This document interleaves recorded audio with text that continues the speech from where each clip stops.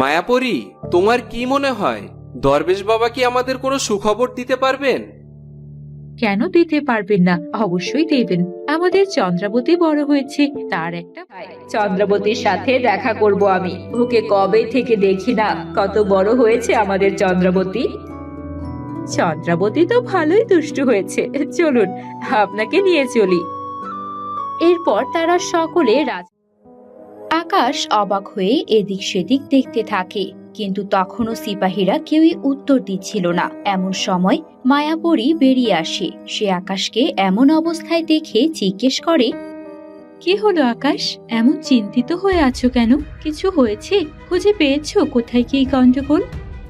এই দেখো না, আমি এতক্ষণ যাবৎ সিপাহীদের ডাকছি, কিন্তু কেউ আমার কোনো কথার উত্তরই দিচ্ছে না। সবাই কেমন যেন এক ধ্যান করে তাকিয়ে আছে। আমিও তো তাই দেখছি। আমি বলছিলাম না তোমাকে, নিশ্চয়ই কোথাও কোনো গন্ডগোল আছে। না, পাইনি। চলো তাড়াতাড়ি, আমরা রাজপ্রাসাদটা একটা চক্কর দিয়ে দেখে আসি। বাইরে থেকে কেউ কোথাও আসছে কিনা সেটাও দেখতে হবে। এমন সময় রানীপরী সেখানে চলে আসে।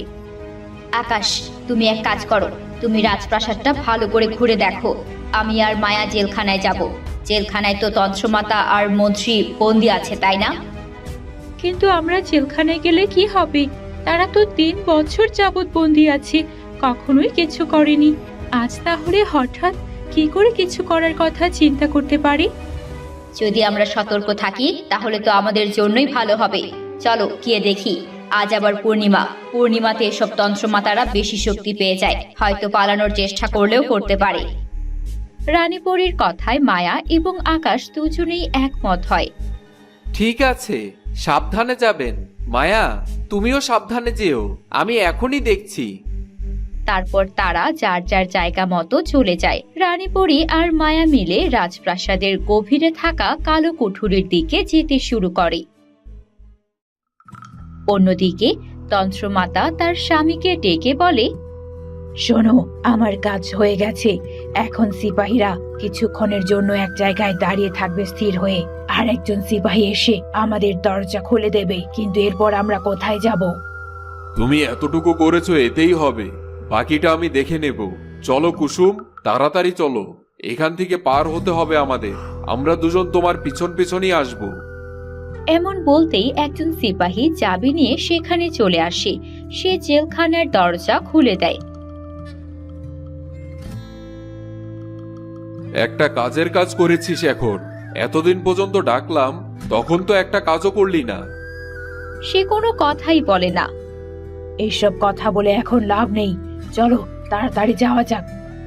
এরপর তারা সকলে মিলে রাজমহলে থাকা গুপ্ত গুহা দিয়ে চলতে শুরু করে।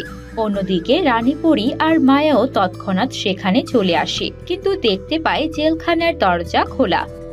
এ কি হয়ে গেছে?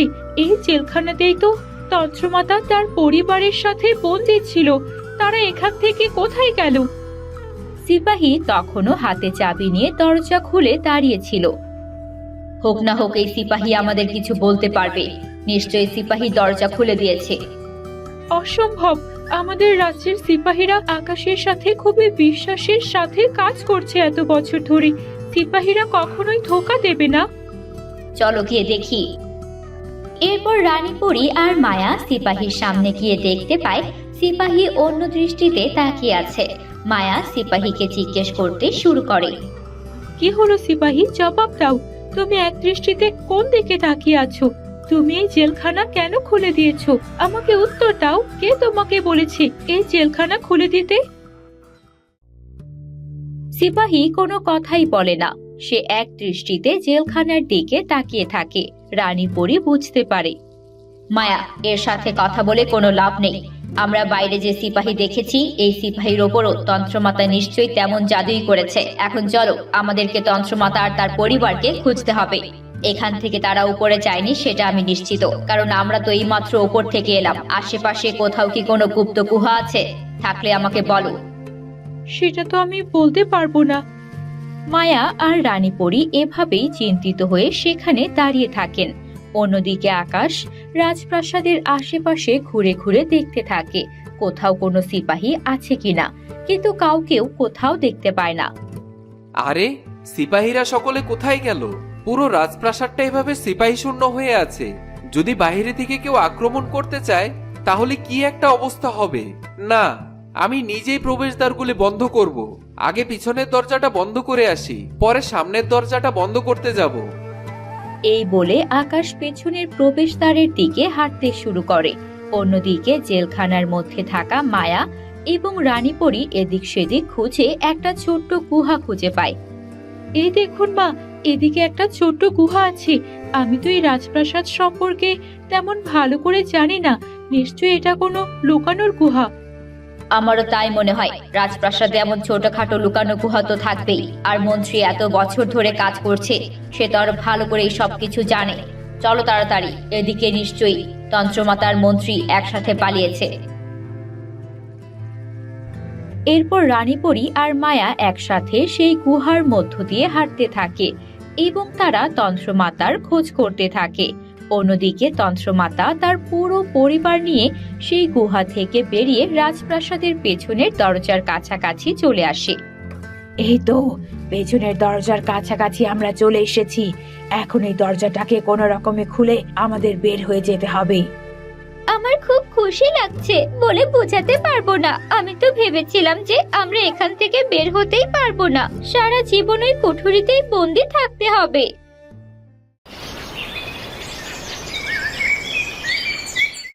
আমরা তোমার জন্য সবকিছুই করতে পারি কুসুম। এভাবে আর আমরা কখনোই বন্দি থাকবো না, আবার ফিরে আসবো। তবে এখন চলো। হ্যাঁ হ্যাঁ চলো, আমি এক্ষুনি দেখছি আমার জাদু শক্তি ব্যবহার করে দরজাটা খোলা যায় কিনা।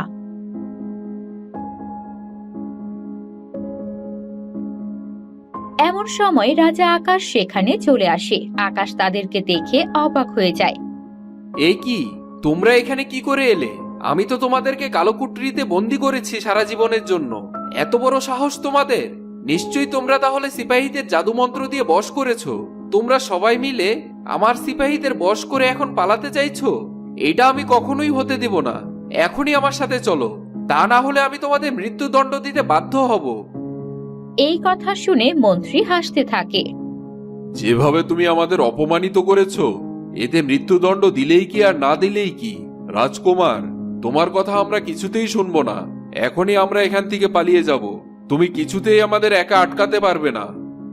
হ্যাঁ আকাশ, অনেক হয়েছে। 3 বছর পর্যন্ত এখানে আটকে ছিলাম, ঠিক মতো খাবার না, না ঠিক মতো কোনো পোশাক। এখন আমরা এখান থেকে পালাবো আর আবারও ফিরে আসবো আমাদের প্রতিশোধের জন্য। তন্ত্রমাতা এভাবেই আকাশের দিকে কথা বলছিল তাকিয়ে থেকে, কিন্তু তারা জানে না কিছুক্ষণের মধ্যেই সেই গুহা থেকে মায়া আর রানীপরিও তাদের পিছু নিয়ে বেরিয়ে আসবে। কি হলো? তুমি এখানে দাঁড়িয়ে আছো কেন? তাড়াতাড়ি এই দরজাটা খোলার ব্যবস্থা করো। হ্যাঁ বাবা, আমার খুব ভয় করছে। মা, একটু তাড়াতাড়ি করো। চিন্তা করো না মা, আকাশ একা কিছুই করতে পারবে না আমাদের। আমরা এর আগেই এখান থেকে পালিয়ে যাব।